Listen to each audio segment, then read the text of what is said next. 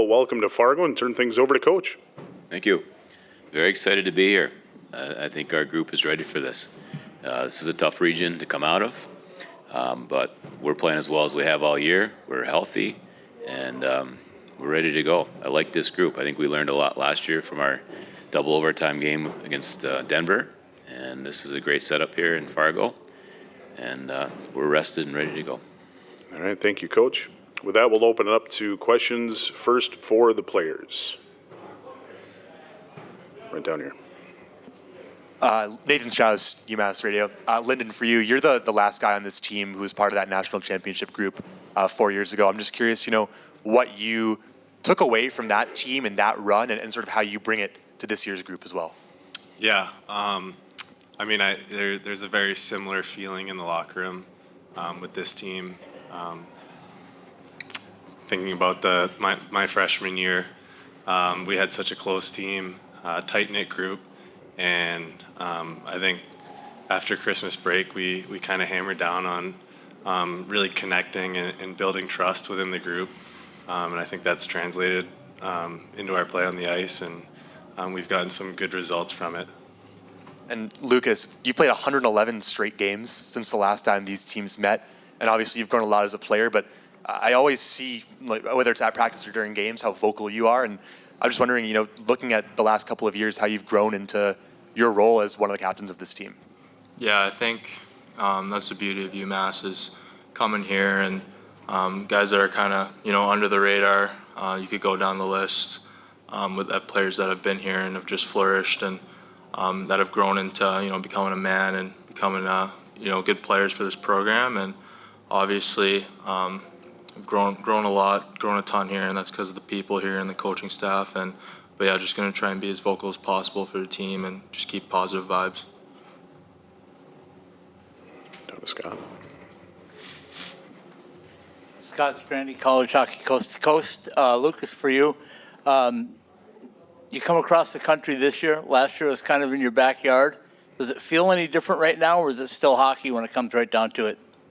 Yeah, it's still hockey. No matter where we go, we've been really good on the road all year. So it's just another road game for us. We've been road dogs all year, so we're really excited to get going here. And Lyndon, for you, coming to Fargo, what's your thoughts of Shields Arena now being in it for practice? It's a great arena.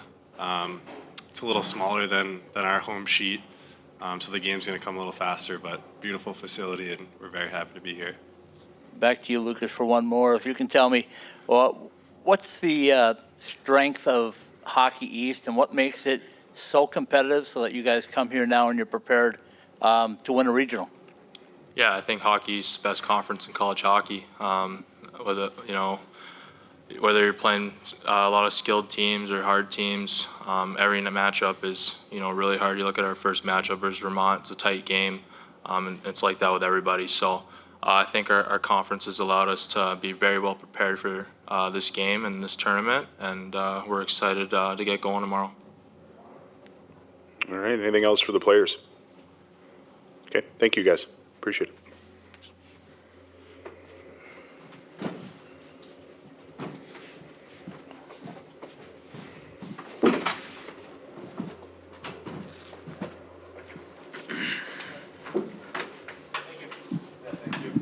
All right, with that, questions for Coach. Get to ask you the same questions that I ask you every week for the last 6 months. But going through the pre-scout in Minnesota, what do you see from them? How do they play, and what are their keys? Well, the thing we like is that we see them very similar to BU, high-octane offense and create offense the same way. So we feel like we just played a playoff game against a very similar style, and we liked how we played at BU, and we're going to basically have the same kind of mindset going in against them. They're a high-octane offense. You can't deny that.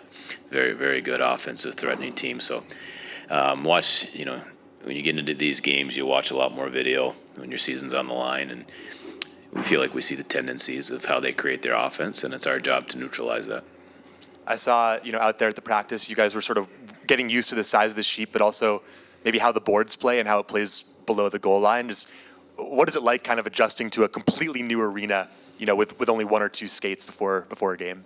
Yeah, we try to do a lot of drills today so that they get feels for, whether you're breaking out or forechecking or entering the zones, neutral zone play, whatever it is. We've been practicing on our sheet and then we had Vermont, and then BU's ice is a little bit bigger than NHL size. So it's been a while since we played on these small rinks, but we've done real well in the smaller rinks this year. It kind of plays better to our style. So it is, there's really no room below the goal line, which changes things a little bit. But our guys were used to it. We're adjusting rink sizes almost every night, so nothing new for us. And I'll ask you my traditional kind of left field question. I know there have been times this year where the back end's been banged up, and obviously you lost Charlie Lieberman before the year started, but he's been skating non-contact the last couple of weeks. And how big is it to have just an extra body, an extra healthy defenseman sort of to help in practice? And what has he added, I guess, as he's returned to skating? Well, he doesn't really, you needed that defense when you're doing 5-on-5 stuff, and he doesn't really get involved in those. I yipped at him today to get involved for once. Still, could be the last practice of the year. Like, get in there and get a rep. It's tough. Like, we've only practiced with 7D all year long, and the way I've looked at it is it's the bottom of 3 have got a lot of reps, and so they should be getting better because you get, and they don't play as much in the game, so it gives the top 4 guys, a little more rest in practice, but gives the bottom 3 guys more reps and more conditioning. And so that's how I've looked at it, and they've been good troopers. I've had to look at them during practice and just they'll give me the nod. They're okay. We can keep going. So, but it sure would be nice to have 8 defensemen. That's good. Coach, you talk about the rink size, but I want to talk about your goaltender size. You got a lot of size and a lot of solid goaltending. To win in one and dones, you need the goaltender first. Am I right on that? I've said it for the last, you can ask Nathan, he can probably sit up here and do my press conferences for me. Michael will decide every game. We're a good enough team that we'll be in every game. He'll decide, and he's got that ability. Just ask Team Canada. Your thoughts on Hockey East and how it's prepared you for the one and done of an NCAA tournament? Can you say that again? Your thoughts on Hockey East and how they prepared you for a one and done NCAA tournament? Yeah, I love our league's playoff schedule, one game, and every other game in the playoffs, NCAA is one game. So our league does a great job.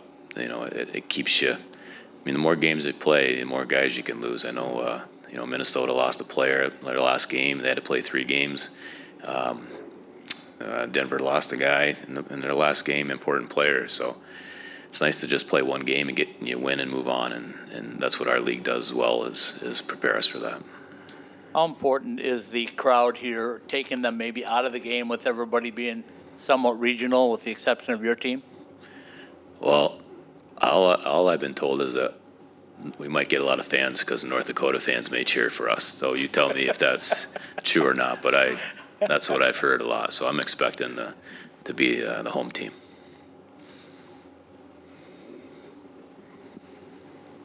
With the last time these teams met in 2022, that was kind of the door closing, I think, on sort of the first era of UMass. A lot of the guys, that was Bobby and that group. Since then, how has your mindset changed? How has UMass changed since sort of the second wave, I guess, post-national championship and everything, from that time? I don't think my mindset's changed very much. You can tell me if you think differently, but our standards have stayed the same. Playing this tournament every year is our standard. The way our team plays, I think, has been consistent. Just that Bobby Trino did a really good job at it, and he did a hell of a job of leading the rest of the team. And just so you don't have that anymore, which you may think things have changed, but we continue to look for the certain type of kids, and certain type of kids are attracted to our program, and to be in this tournament, it takes a lot.